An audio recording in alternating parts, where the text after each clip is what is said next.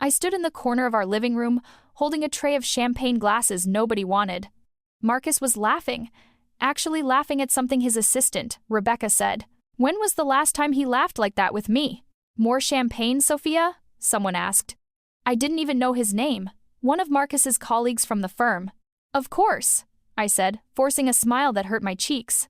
I'd spent 3 days planning this party. 3 days choosing the perfect caterer, the perfect decorations, the perfect playlist. And Marcus hadn't even noticed. He'd come home from work an hour before guests arrived, showered, and walked out of our bedroom like I was furniture. Great party, babe, he'd said, kissing my cheek without looking at me. That was 2 hours ago. Since then, he hadn't spoken to me once. I watched him across the room, his hand on Rebecca's arm as he leaned in to tell her something. She giggled, touching his chest. My chest tightened. Sophia! My sister Diane's voice cut through my spiraling thoughts. She appeared beside me, her eyes already scanning the room. Sorry I'm late. Robert couldn't find his keys. And the kids were… She stopped. What's wrong? Nothing. Don't lie to me. She followed my gaze to Marcus and Rebecca. How long has this been going on? There's nothing going on. Then why do you look like someone died? I set the tray down on the nearest table, my hands shaking. I don't know, Diane. Maybe because my husband has talked to everyone at his birthday party except his wife? Maybe because I'm standing here like hired help while he flirts with his assistant? Diane's expression softened. Oh, Soph. I'm fine, I lied. I just need some air. I pushed through the crowd toward the balcony, but stopped when I heard Marcus's voice. Rebecca, you're amazing. I don't know what I'd do without you. I felt something inside me crack. 6 years. 6 years of marriage, and I couldn't remember the last time he'd said anything like that to me. I turned toward the window, needing to escape, to breathe, to feel anything other than this crushing invisibility. That's when I saw him. Daniel Park. Walking past our building, my heart stopped. I hadn't seen Daniel in 8 years, not since I broke up with him for Marcus. But there he was, walking down the sidewalk in dark jeans and a leather jacket, looking exactly like the man who once loved me like I was the only person in the world. I'll be right back, I told Diane, not waiting for her response. I knew what I was doing was wrong. Even as I rushed out the apartment door, even as I called his name from the building entrance, I knew. But I couldn't stop myself. Daniel! He turned, and his eyes widened. Sophia? Sophia? Hi. I was breathless, my heart pounding. I saw you from the window. Wow, it's been what, 8 years? Yeah, 8 years. I wrapped my arms around myself. What are you doing in this neighborhood? I live 2 blocks over now. Just moved here a few months ago. He studied my face. You look good. Different, but good. You too. My voice came out smaller than I intended. Are you married? Kids? Divorced, actually. 6 months ago. He laughed, but it was hollow. She left me for someone more exciting. Turns out I'm boring. You're not boring. The words hung between us, loaded with history. Daniel's expression shifted, something warm and familiar, flickering in his eyes. So, you're still with Marcus? The lawyer? Yeah, we're married. 6 years now. I gestured toward our building. Actually, it's his birthday. We're having a party upstairs. That's nice. He started to turn away. Well, it was good seeing you. Do you want to come up? The words escaped before I could stop them. Daniel froze. Come up to your husband's birthday party? Sophia, I don't think. Please. I hated how desperate I sounded. It's just a bunch of his work friends. I don't know anyone. I could use a familiar face. That wasn't the truth. The truth was uglier, more pathetic. The truth was, I wanted Marcus to see me with someone who'd once found me irresistible. Someone who'd once chosen me first. Daniel hesitated, reading something in my expression. Are you okay? I'm fine. My voice cracked. Please, just for a little while. He sighed. Okay, but only because you look like you need a friend. A friend. Right. That's what I told myself too as we walked back into the building. That's what I kept repeating as the elevator climbed to our floor. Just a friend. Just someone to talk to. Just someone to make me feel less invisible. But I knew. God help me. I knew exactly what I was doing. My hand trembled as I opened the apartment door. Marcus didn't even look up when Daniel and I walked in together. He was showing Rebecca something on his phone. Their heads bent so close together I could barely see the space between them. White-hot rage flooded through me. Soph, Diane appeared at my elbow. Where did you… She stopped, her eyes widening. Is that Daniel Park? Hi, Diane, Daniel said awkwardly. What are you doing? Why is he here? Diane grabbed my arm, lowering her voice. This is a terrible idea. I just invited a friend to the party. I pulled away from her. There's no law against that. Sophia. But I was already moving, pulling Daniel deeper into the party. I introduced him to Marcus's law partners, James and Monica Sullivan, then to Tyler, Marcus's best friend, who raised his eyebrows but said nothing. Hey everyone! My voice came out too loud, too bright. This is Daniel. We went to college together. A few people nodded politely. Marcus still didn't look up. My best friend Priya arrived with her husband Kevin, immediately sensing the tension. She pulled me aside. Why does Diane look like someone died? And who's the hot guy? That's Daniel, my ex. Your ex? Priya's voice rose. The ex? The one you dumped for Marcus? Sophia, what are you thinking? I'm not thinking, that's the problem. I grabbed a glass of wine from a passing tray. I haven't been thinking for 2 years while my marriage died. This isn't the way. There he is. I cut her off, staring at Marcus. Still hasn't said one word to me. It's his birthday party, in our apartment, that I planned. And he can't even acknowledge I exist. Priya followed my gaze. Marcus was laughing again, Rebecca's hand on his arm. Okay, Priya said slowly. That's not great. But Sophia, bringing your ex here? I need air. I set down my wine glass and headed for the balcony. Daniel followed. The night air was cold, sobering. For a moment, neither of us spoke. Your husband seems successful, Daniel said finally. He is. Very successful, very busy, very absent. Sophia. You were good to me, I interrupted, turning to face him. When we were together, you actually saw me. You remembered the things I liked. You asked about my day and actually listened to the answer. I loved you. The words hit me like a physical blow. Past tense? You married someone else. What was I supposed to do? Hold on to it forever? He moved closer. But, yeah, part of me probably always will. You were it for me, Sophia.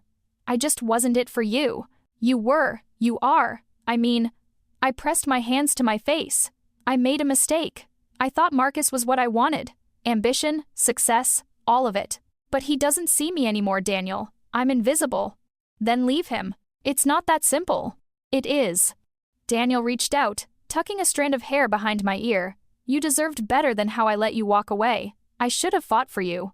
My heart was racing. Through the glass door, I could see Marcus finally looking around the party. Looking for me.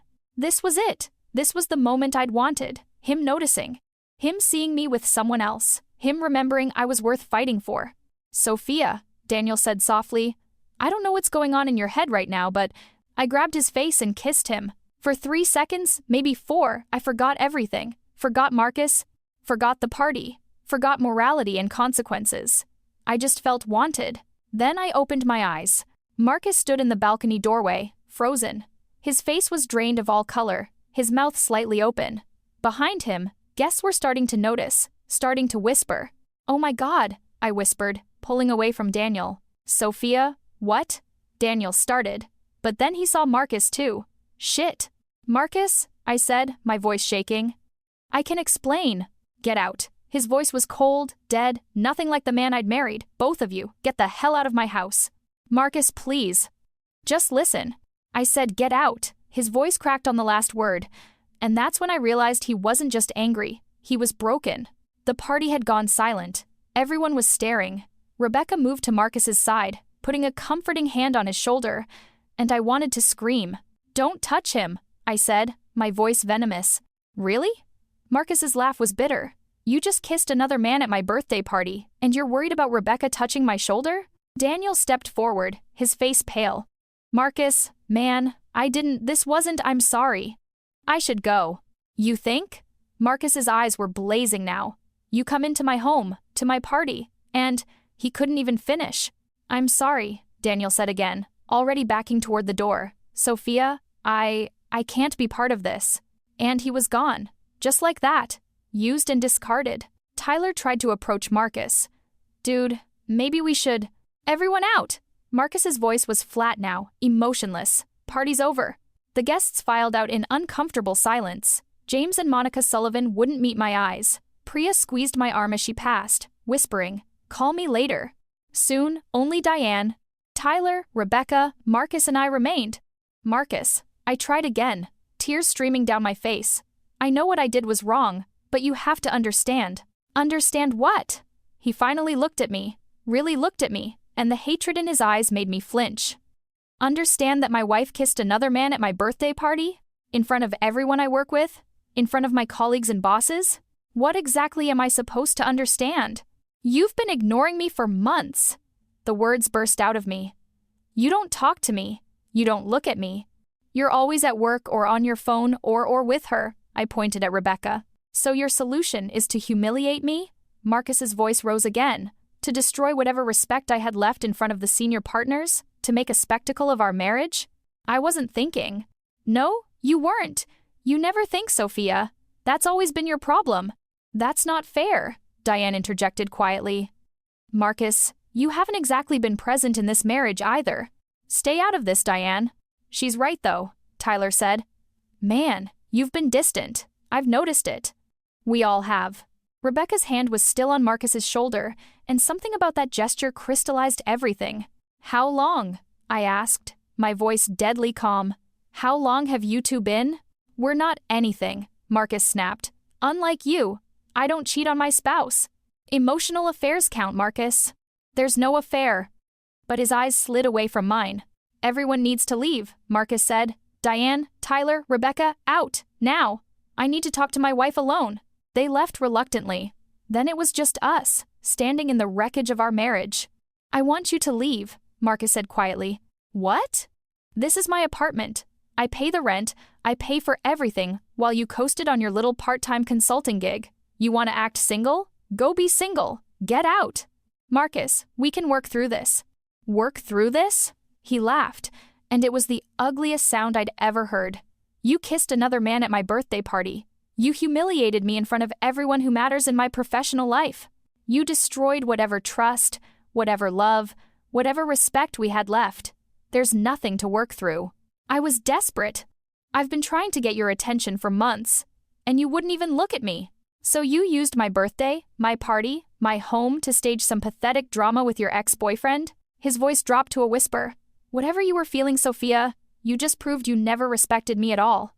I tried to speak, but he held up his hand. Pack a bag. I want you gone in 20 minutes. I packed with trembling hands while Marcus stood in the doorway, arms crossed, watching me like I was a stranger. I tried once more. I'm sorry. I know that's not enough, but I'm so sorry. I felt invisible, Marcus. I felt like I was dying, and you couldn't even see it. Then, you should have used your words. You should have left me. You should have done literally anything except what you did. His jaw was tight. I may have been a bad husband, Sophia, but you're a bad person. Those words followed me out the door, down the elevator, onto the dark street where I stood with my suitcase, calling Diane to pick me up. I looked up at our apartment window and watched the light go dark. That's when it hit me. I'd destroyed everything. My marriage, my home, my dignity, and I had no one to blame but myself. I spent the next week on Diane's couch, replaying that kiss over and over like a nightmare I couldn't wake from. Marcus wouldn't answer my calls. On day 5, his lawyer sent divorce papers to Diane's address. 5 days, I whispered, staring at the papers. He's divorcing me after 5 days. Diane sat beside me, her kids playing in the other room. Her husband Robert had been kind enough not to ask too many questions. You screwed up, Diane said bluntly. Massively.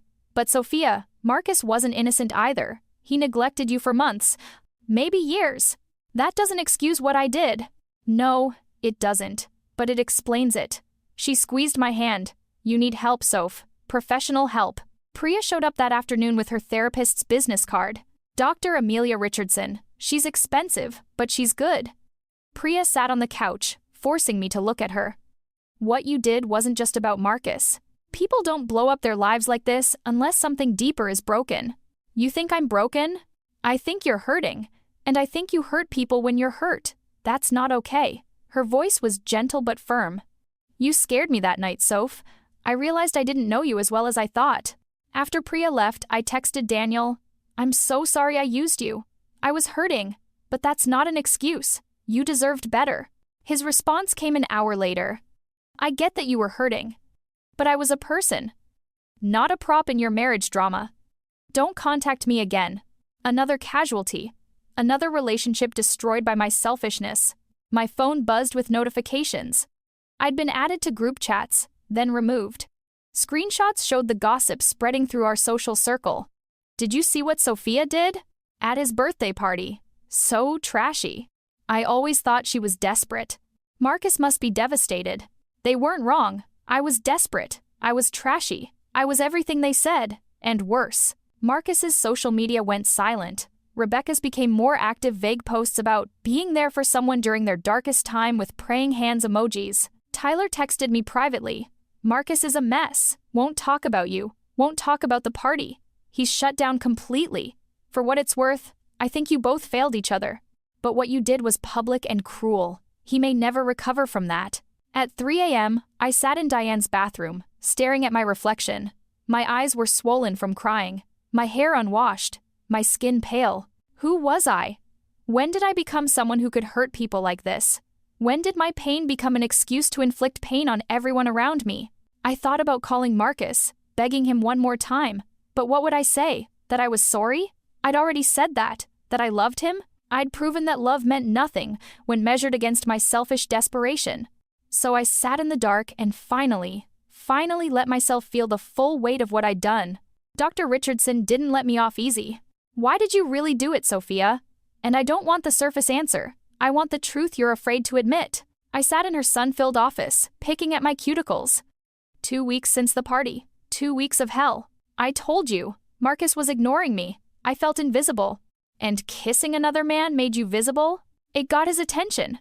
Is that what you wanted? Attention? Or did you want to hurt him? I looked up sharply. I didn't want to hurt him. Didn't you? Doctor.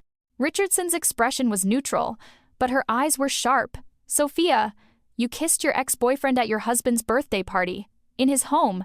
In front of his colleagues. That's not a cry for attention. That's revenge. I wasn't trying to get revenge. Then what were you trying to do? I couldn't answer. The truth was ugly and tangled, and I didn't want to look at it. Let me ask you something else, Dr. Richardson said. You said Marcus made you feel invisible, but did you make yourself invisible? Did you speak up about your needs clearly, or did you expect him to read your mind? I tried talking to him. How many times? And how clearly? She leaned forward. Did you say, Marcus, I'm unhappy and we need to address this now? Or did you make passive comments and hope he'd notice? I thought back. All those times I'd said, we should do something together sometime. All those hints and suggestions that went nowhere. I stopped trying. I admitted quietly. After the third canceled date night, I just gave up. I stopped suggesting things. I stopped initiating conversations. I just waited for him to notice. And when he didn't, I punished him. The words hung in the air. Dr. Richardson nodded. What about Daniel? Why did you really invite him to that party? I told you. I wanted Marcus to see me with someone who what? Who wanted you? Who found you attractive? She paused. You used Daniel as a weapon, Sophia. Someone who'd loved you once. Someone whose feelings you knew you could manipulate. That's what makes it so ugly. It wasn't a moment of passion. It was calculated. I started crying. I'm a terrible person. You're a person who did a terrible thing. There's a difference. But you have to own it. You have to understand why you did it, so you don't do it again. Over the next few sessions, Dr. Richardson helped me unpack years of patterns. How I'd made myself small in my relationship. How I'd scaled back my career to support Marcus's, not because he asked me to, but because I thought that's what a good wife did. Did he ask you to do that? Dr. Richardson asked. No. So you decided it for him, then resented him for your decision. It was true. All of it was true, and it hurt to see. Diane came with me to review the divorce papers with a lawyer. Mr. Chen, no relation to Marcus, explained the settlement. He's offering a clean 50-over-50 split, no alimony, despite his significantly higher income. Given the circumstances, this is very generous. I'll sign it, I said. No contest. Diane looked surprised. Soph, you could probably negotiate for more. I don't want more. I met her eyes. I've already taken too much from him. His dignity, his trust, his peace. I won't take his money too. Mr. Chen nodded approvingly. I'll process the paperwork. In the car afterward, Diane asked, Are you okay? No. But maybe this is the first selfless thing I've done in years. 3 weeks after the party, I saw them at a coffee shop near our old apartment. Marcus and Rebecca, her hand on his arm, her head tilted toward his, laughing at something he said. The way they looked together, comfortable, intimate, made my stomach turn. But more than that, I felt a strange detachment, like watching actors in a play I no longer had a part in. I left before they saw me. That night, Tyler asked to meet for coffee. "I need to tell you something," he said, looking uncomfortable. Marcus and Rebecca got together about a week after the party. I figured. But Soph, he hesitated. I think there was something between them before. I don't know if they ever acted on it, but the emotional affair was happening. That doesn't excuse what you did, but you weren't crazy. I laughed bitterly. So I was right. He was choosing her over me. "Don't do that," Tyler said firmly. "Don't use his mistakes to erase your responsibility for yours." He was right. Dr. Richardson said the same thing the next session. Marcus's behavior doesn't excuse your choice. You both failed the marriage in different ways. His emotional distance and your public betrayal weren't equivalent. They were both wrong, but they're not the same. I struggled with that. Part of me wanted to scream, "See, I was right." But I couldn't. What I'd done kissing Daniel in front of everyone was visible, humiliating, deliberately cruel in a way Marcus's neglect wasn't. Priya told me the social circle gossip had shifted. People knew about Marcus and Rebecca's quick relationship and were questioning the timeline. Some sympathy had swung back toward me. "Do you care?" she asked. "No," I said, surprised to realize it was true. The court of public opinion doesn't matter. What matters is the court of my own conscience. And there, I'm still guilty. A week later, I ran into Daniel at a bookstore. We both froze. "Hi," I said quietly. "Hi." Awkward silence. Then Daniel said, "I was angry, but I've thought about it. I think we were both victims that night, victims of pain that made us forget who we were. I'm sorry I used you." "I know. I'm sorry I let myself be used. I wanted to believe you still had feelings for me, but you were just desperate. I should have seen that. You deserved better. So did you. So did Marcus." He smiled sadly. "We all deserved better than what we got." We parted with a sense of closure I hadn't expected. One wound, at least, was starting to heal. The divorce was finalized on a gray Tuesday in October, exactly 4 months after the party. Marcus and I sat on opposite sides of a conference table, our lawyers between us. We signed papers that erased 6 years of marriage in 15 minutes. The scratch of pen on paper. Fluorescent lights humming overhead. Marcus's signature. Slightly different than I remembered. We didn't speak. There was nothing left to say. Marcus looked tired. Older. Rebecca wasn't with him. He'd come alone. I wondered if that meant something or nothing. As we waited for the lawyers to process everything, Marcus broke the silence. "I heard you're working again. Full time." "Yeah, marketing firm downtown. It's good." "Good." He nodded slowly. "You were always talented. You should have kept going." It wasn't forgiveness. It wasn't even kindness, really. Just acknowledgement of mutual failure. "Marcus," I started, but he held up his hand. "Don't, there's nothing left to say." "I know, but I am sorry. For all of it." "I know you are." He stood, gathering his papers. "But sorry doesn't undo it. Sorry doesn't give me back my dignity or my trust or my ability to believe in people." He walked out without looking back. I sat there for a moment, legally divorced, unexpectedly light. I'd been carrying so much guilt, so much shame, so much anger. The divorce didn't erase any of that, but it ended the limbo. It made the consequences real and final, which somehow made them easier to accept. Diane picked me up. "How do you feel?" she asked as we drove. "Sad, relieved, empty." We drove in silence. Then Diane said, "You know you can't undo it, right? You can't go back and not kiss Daniel. You can't go back and save your marriage. You can only go forward." Tears streamed down my face. "I know. I'm trying to figure out how." 6 months after the divorce, I sat in my studio apartment. Small, affordable, mine when Marcus texted me. "Rebecca and I broke up. You were right that I wasn't present in our marriage. I'm sorry for my part in what went wrong. But what you did still wasn't okay. I don't think I'll ever fully trust anyone again." I stared at the message, feeling complex things. Vindication, sadness, guilt that my actions had damaged him so deeply. I typed back, "I'm sorry things didn't work out, and I'm sorry for the pain I caused. You're right that it wasn't okay. I hope you find trust again, Even if it's not with me, you deserved better. My new life was modest but stable. I worked hard, went to therapy weekly, slowly rebuilt my sense of self. My social life had changed. Some friends sided with Marcus, some with me. Most just drifted away. Priya remained, but even that friendship needed repair. You scared me that night, she'd admitted. I didn't know you as well as I thought. People don't just blow up their lives like that. Diane worried constantly. Promise me you'll keep seeing Dr. Richardson. Promise me you won't disappear into work like Marcus did. I tried dating.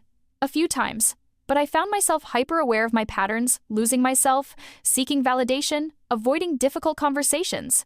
I watched myself with these new men, terrified of becoming that desperate woman again.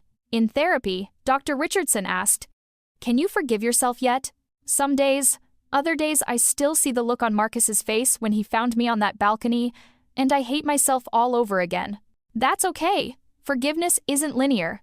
I got invited to a mutual friend's party. Marcus might be there. I almost didn't go, but decided I couldn't keep hiding from my past. I had to learn to exist in the world I'd helped break. I saw Marcus at the party, as I'd expected. He was alone, talking with Tyler by the bar. Our eyes met across the room.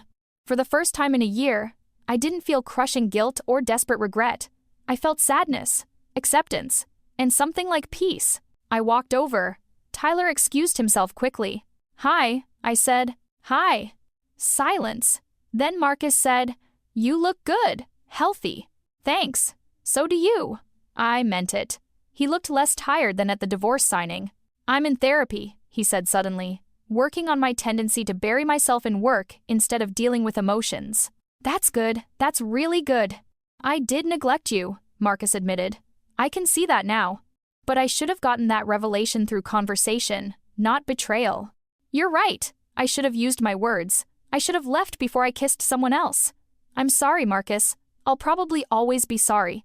"I know." He looked at me, really looked at me. For the first time in a year, Rebecca and I didn't work. We were both looking for an escape from our own issues. "I think I need to be alone for a while." "I understand." "Do you?" He smiled sadly. "I loved you, Sophia. Despite everything, part of me still does. But I don't trust you. I don't think I ever will again." "I know, and I don't blame you." We talked for a few more minutes. Nothing deep, just surface catching up. Then someone called Marcus away, and he left with a small wave. That was it. Our ending. Not dramatic or satisfying, just two people who'd hurt each other, trying to heal separately. A year after the divorce, I got promoted at work. I celebrated with Diane, Priya, and some new friends. Later, alone in my apartment, I thought about the journey. I'll never be proud of what I did. That kiss destroyed my marriage, hurt multiple people, humiliated everyone involved. It exposed the worst parts of me, the desperate, manipulative, reckless parts. But it also forced me to face truths I'd been avoiding, that I'd become passive in my own life, that I'd been complicit in my marriage's death, that I'd lost myself trying to be someone I wasn't. The cost was devastating. But maybe it saved me from a lifetime of disappearing a little more each day. I started dating again slowly, carefully. I met James, a divorced teacher with kind eyes and patient demeanor. On our third date, I told him everything. "I made a terrible decision that destroyed everything," I said. "I'm still learning from it. I might always be learning from it." James considered this. "We've all got our regrets. What matters is whether we let them teach us or trap us." I don't know if James is my future. I don't know if I deserve another chance at love. But I know who I am now, including the parts I'm ashamed of. I'm not the woman who kissed her ex at her husband's birthday party anymore. I'm not the wife who felt invisible but never spoke up. I'm someone new, someone scarred, but stronger. Someone who understands that getting attention is never worth losing yourself. And maybe, just maybe, that's enough.